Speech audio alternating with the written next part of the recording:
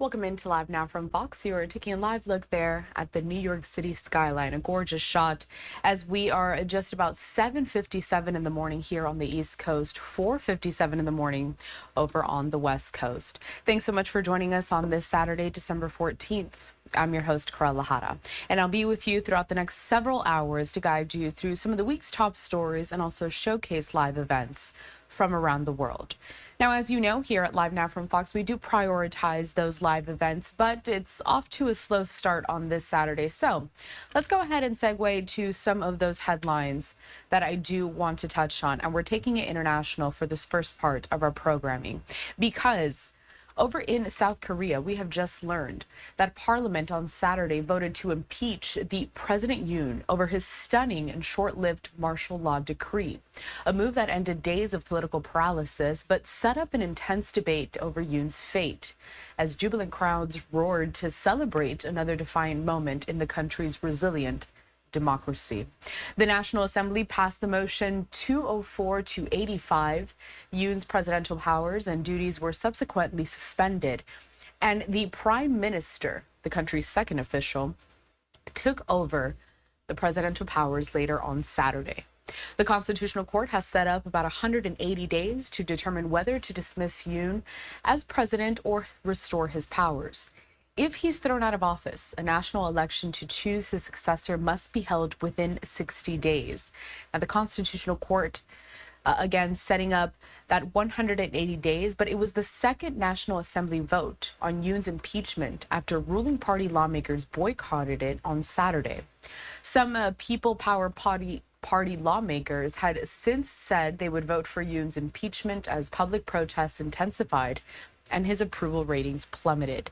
I do want to bring in some of that footage. As you can see, that protesters were outside of that Parliament building on Saturday as they were waiting for that decision to come through. The National Assembly Speaker said that Yoon's impeachment was an outcome driven by the people's ardent desire for democracy, courage, and dedication. Hundreds of thousands of people gathered near the Parliament, roared in jubilation, waved banners, and brandished colorful K-pop glow sticks as lead activists shouted on stage, "We have preserved the constitutional order." In Central Seoul Plaza, another huge crowd gathered supporting Yoon, but they grew subdued after hearing he was impeached. Both rallies have been largely peaceful.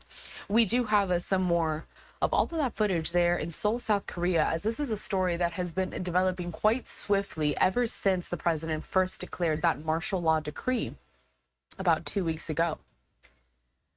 Now, Yoon issued a statement saying that he would never give up and calling for officials to maintain stability in government functions during what he described as a temporary pause of his presidency. Yoon's December 3rd imposition of martial law, the first of its kind in more than 4 decades in South Korea, lasted only about 6 hours but caused massive political turmoil, halted diplomatic activities, and rattled financial markets.